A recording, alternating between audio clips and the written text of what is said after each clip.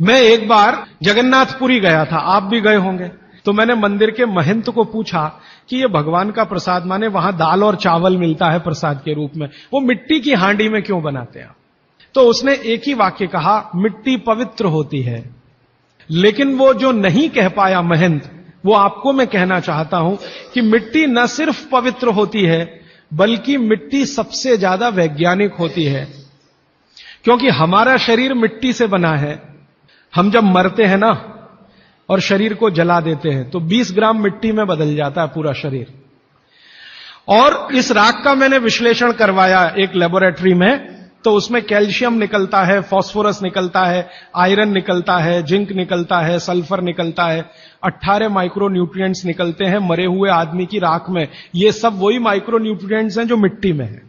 तो वो महंत कहता है कि मिट्टी पवित्र है, इसलिए हम मिट्टी के बर्तन में ही दाल पकाते हैं, भगवान को पवित्र चीज ही देते हैं, अपवित्र चीज भगवान को नहीं दे सकते। वो बहुत वैज्ञानिक स्टेटमेंट है, बस इतना ही है कि वो उसको एक्सप्लेन नहीं कर सकता। अच्छा, मैं वो दाल ले आया और भुवनेश्वर लेके गया, पुरी से भुवनेश्वर। भुवनेश्वर में CSIR का एक लेबोरेटरी है, council of science and industrial research का लेबोरेटरी है, जिसको रीजनल रिसर्च लेबोरेटरी कहते हैं। तो वहां ले गया, कुछ वैज्ञानिकों से कहा ये दाल है, उन्होंने कहा हाँ ये पुरी की दाल है। मैंने कहा इसका विश्लेषण करना है, इस दाल में क्या है? तो उन्होंने कहा हमारे पास पूरे इंस्ट्रूमेंट नहीं है, हमारे पास जो जो चाहिए वो नहीं है, आप दिल्ली ले जाओ तो बेहतर है। तो मैंने कहा दिल्ली ले गया तो खराब तो नहीं होगी? उन्होंने कहा नहीं होगी, क्योंकि ये मिट्टी में बनी है। तो पहली बार मुझे समझ में आया मिट्टी में बनी है तो खराब नहीं होगी। तो मैं ले गया दिल्ली तक, सच में ले गया। और भुवनेश्वर से दिल्ली पहुंचने में आप जानते हैं करीब करीब 36 घंटे से ज्यादा लगता है। दिल्ली में दिया, कुछ वैज्ञानिकों ने उस पर काम किया और उनका जो रिजल्ट है, जो रिसर्च है, जो रिपोर्ट है, वो ये है कि इस दाल में एक भी माइक्रो न्यूट्रिएंट कम नहीं हुआ पकाने के बाद भी। तो प्रेशर कुकर की दाल को जब उन्होंने रिसर्च करके देखा तो उन्होंने कहा इसमें माइक्रो न्यूट्रिएंट्स बहुत ही कम है। मैं पूछा परसेंटेज वाइज बता दो, तो उन्होंने कहा अगर अरहर की दाल को मिट्टी की हांडी में पकाओ और 100% माइक्रो न्यूट्रिएंट्स हैं तो कुकर में पकाने में 13% ही बचते हैं, 87% नष्ट हो गए। मैं पूछा कैसे नष्ट हुए? तो उन्होंने कहा ये जो प्रेशर पड़ा है ऊपर से और इसने दाल को पकने नहीं दिया, तोड़ दिया, मॉलिक्यूल्स टूट गए हैं, तो दाल तो बिखर गई है, पकी नहीं है, बिखर गई है, सॉफ्ट हो गई है। तो खाने में हमको ऐसा लग रहा है कि ये पका हुआ खा रहे हैं, लेकिन वास्तव में वो नहीं है। पके हुए से मतलब यह होता है कि जो माइक्रो न्यूट्रिएंट्स आपको कच्चे रूप में शरीर को उपयोग नहीं आते, उनको आप उपयोगी बना लें, इसको पका हुआ कहते हैं आयुर्वेद में।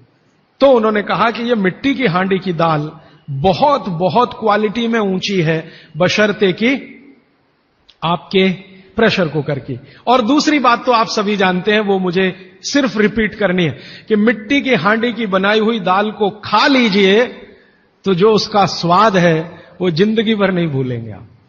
इसका मतलब क्या है? भारत में चिकित्सा का और शास्त्र पाक कला का ऐसा विज्ञान विकसित हुआ है जहां क्वालिटी भी मेंटेन रहेगी और स्वाद भी मेंटेन रहेगा। तब मैंने गांव गांव घूमता रहता हूं तो पूछना शुरू किया, तो बोलते हैं लोग कि ज्यादा नहीं, 30-40 साल पहले सब घर में मिट्टी की हांडी की दाल थी। मेरी दादी को पूछा तो दादी कहती है कि हम तो जिंदगी भर मिट्टी की दाल ही खाते रहे। तब मेरे समझ में आया कि मेरी दादी को डायबिटीज क्यों नहीं हुआ। तब मुझे समझ में आया उसको घुटने का दर्द क्यों नहीं हुआ। तब मुझे समझ में आया उसके 32 दांत मरने के दिन तक सुरक्षित थे, क्योंकि हमने उसका अंतिम संस्कार किया। अगले दिन जब राखी लेने गए तो सारे दांत उसके 32 के 32 निकले। तब मेरे समझ में आया कि 94 साल की उम्र तक मरते समय चश्मा क्यों नहीं लगा उसकी आंखों पे, और जीवन के आखिरी दिन तक अपने कपड़े खुद अपने हाथ से धोते हुए मरी थी। ये कारण है कि शरीर को आवश्यक माइक्रो न्यूट्रिएंट्स की पूर्ति अगर नियमित रूप से होती रहे तो आपका शरीर ज्यादा दिनों तक बिना किसी दूसरे की मदद के काम करता है। तो माइक्रो न्यूट्रिएंट्स पूरा सप्लाई मिला दाल में, जो खाई थी उसने मिट्टी की हांडी में पका पका के। और न सिर्फ दाल पकाती थी वो मिट्टी की हांडी में, बल्कि दूध भी मिट्टी की हांडी में पकाती थी। घी भी मिट्टी की हांडी से ही निकालती थी, दही का मट्ठा भी मिट्टी की हांडी में ही बनता था। अब मेरे समझ में आया कि हजारों साल से मिट्टी के बर्तन क्यों इस देश में आए। हम भी एल्यूमिनियम बना सकते थे। हिंदुस्तान में बॉक्साइट के खजाने भरे पड़े हैं। कर्नाटक बहुत बड़ा भंडार, तमिलनाडु, आंध्र प्रदेश बॉक्साइट के बड़े भंडार हैं। हम भी बना सकते थे, अगर बॉक्साइट है तो एल्यूमिनियम बनाना कोई मुश्किल काम नहीं है। लेकिन हमने नहीं बनाया क्योंकि उसकी जरूरत नहीं थी। इसलिए कुम्हारों की एक पूरी की पूरी जमात इस देश में खड़ी की गई कि तुमको भैया मिट्टी के ही बर्तन बनाने हैं। माने तुमसे बड़ा वैज्ञानिक कौन? अब ये कुम्हार जो इतने बड़े वैज्ञानिक हैं इस देश के, जो मिट्टी के बर्तन बनाकर हजारों साल से दे रहे हैं हमारे स्वास्थ्य की रक्षा करने के लिए, हमने उनको नीची जाति बना दिया। हम कैसे मूर्ख लोग, ये ऊंचा नीचा हमने डाल दिया इस देश में, इसी ने देश का सत्यानाश कर दिया। अगर प्रेशर कुकर की कंपनी जो बना रही है प्रेशर कुकर वो ऊंचा आदमी है, तो ये कुम्हार नीचा कैसे हो गया? जो सबसे बड़ा वैज्ञानिक काम कर रहा है, मिट्टी के बर्तन बना बनाकर आपके माइक्रो न्यूट्रिएंट्स को, आपके सूक्ष्म पोषक तत्वों को कम नहीं होने देने के लिए मिट्टी का सिलेक्शन करता है वो। आपको मालूम है, हर एक मिट्टी से बर्तन नहीं बनते। एक खास तरह की मिट्टी है वही बर्तन बनाने में काम आती है, और एक खास तरह की मिट्टी है जो हांडी बनाती है, दूसरे खास तरह की मिट्टी में कुल्हड़ बनता है, तीसरे खास तरह की मिट्टी में कुछ और बनता है। ये मिट्टी को पहचानना कि इसमें कैल्शियम ज्यादा, इसमें मैग्नीशियम ज्यादा, इसलिए हांडी इससे बनाओ, और इसमें कैल्शियम मैग्नीशियम कम है इसलिए इसका कुल्हड़ बनाओ, ये तो बहुत बहुत बारीक और विज्ञान का काम है। ये सब कुम्हार कर रहे हैं, हजारों साल से कर रहे हैं, बिना किसी यूनिवर्सिटी में पढ़े हुए कर रहे हैं। तो हमें तो वंदन करना चाहिए, उनके सामने नतमस्तक होना चाहिए। कितने महान लोग हैं। दुर्भाग्य से सरकार की कैटेगरी में वो बैकवर्ड क्लास में आते हैं। और सबसे मजे की बात कि ये हांडी जब खत्म होगी, माने इसकी लाइफ पूरी हो जाएगी, तो ये हांडी फिर मिट्टी में मिल जाएगी और फिर वही मिट्टी से हांडी बन जाएगी। दुनिया में ऐसी कोई वस्तु नहीं है। प्रेशर कुकर के बारे में तो नहीं कह सकते आप, बायोडिग्रेडेबल है। तो आप भी कर लीजिए ये काम, प्रेशर कुकर निकालिए, मिट्टी की हांडी ले आइए। तो आप कहेंगे जी दाल देर में पकेगी, सिद्धांत ही वही है दाल का, तो जो देर में खेत में पकी है वो देर में घर में भी पकेगी।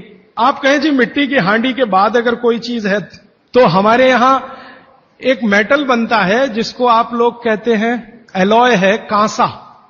तीसरा सबसे अच्छा माना जाता है पीतल। अब ये कांसे और पीतल में भी हमने काम कर लिया कि अरहर की दाल को कांसे के बर्तन में पकाएं तो उसके सिर्फ 3% माइक्रो न्यूट्रिएंट कम होते हैं, 97% मेंटेन रहते हैं।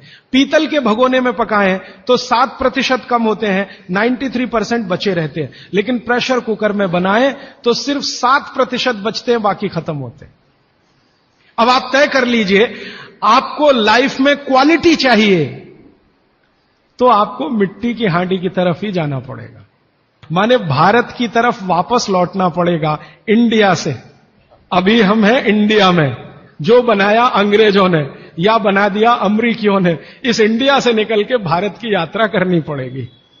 और मैंने पिछले 1-2 वर्षों में ये बातें गांव गांव में कहना शुरू किया है, तो इसका परिणाम पता है क्या, कि कुम्हारों की इज्जत बढ़ गई है गांव में। और मैं मानता हूं कि मेरे व्याख्यान की अगर कोई सार्थकता है तो वो ये कि कुम्हारों की इज्जत इतनी बढ़ जाए कि वो पंडितों के बराबर आ जाएं, क्योंकि वो किसी से नीचे नहीं है, क्योंकि वो किसी से छोटे नहीं है। और मजे की बात कि वो हांडी बना के आपको 20-25 रुपए में ही दे रहे हैं, प्रेशर कुकर तो 250-300 रुपए का है। मैं होम्योपैथी की भी चिकित्सा करता हूं, तो बहुत सारे पेशेंट मुझे फोन करते हैं, राजीव भाई ये। तो मैंने कुछ पेशेंट को खास कर कहा कि देखो भैया, आपको मैं कोई दवा नहीं दूंगा। तो कहने लगे फिर बीमारी कैसे ठीक होगी? मैंने कहा एक ही काम करो, मिट्टी की दाल खाना शुरू करो, मिट्टी की हांडी में रखी हुई दाल खाना शुरू करो। चावल खाना है तो मिट्टी की हांडी का। कहने लगे राजीव भाई कौन करेगा ये सब? मैंने कहा आपकी बीवी करेगी या आप करोगे? अगर जिंदगी चाहिए तो झक मार के आप करोगे, नहीं तो अमेरिका जाओ, कनाडा जाओ, जर्मनी जाओ, लाखों रुपए खर्च करो, फिर भी झक मार के वापस आओ। तो मेरे पास कुछ डायबिटीज के क्रोनिक पेशेंट हैं, बहुत क्रोनिक, जिनका शुगर यूनिट 480 के ऊपर है। ऐसे 100 से ज्यादा पेशेंट, वो 8 से 9 महीना हो गया नियमित रूप से मिट्टी की दाल और मिट्टी का चावल, माने हांडी की दाल और हांडी का चावल, हांडी की खिचड़ी नियमित रूप से खा रहे हैं। और अब तो उन्होंने मिट्टी का तवा भी ले आया अपने घर में रोटी बनाने के लिए। बाजरे की रोटी बहुत अच्छी बनती है इस मिट्टी के तवे पे, तो रोटी भी उसी की खा रहे हैं। 8 महीने के बाद सबका शुगर टेस्ट किया है तो 480 यूनिट वाला अभी 180 यूनिट पे है, बिना किसी मेडिसिन के, बिना किसी इंजेक्शन के, बिना किसी टॉनिक के। और होम्योपैथी की कोई दवा नहीं दी मैंने उनको।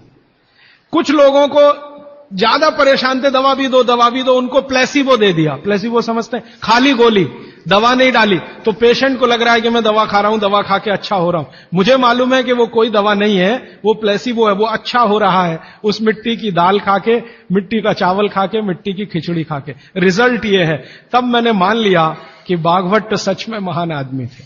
ये एक सूत्र पूरा होता है, 8:30 का समय हो गया है। आगे कल दूसरा सूत्र, तीसरा, ऐसे कर करके जो सबसे जरूरी 15 है वो पहले बताऊंगा और उसके आगे बढ़ता जाए। आभार, धन्यवाद।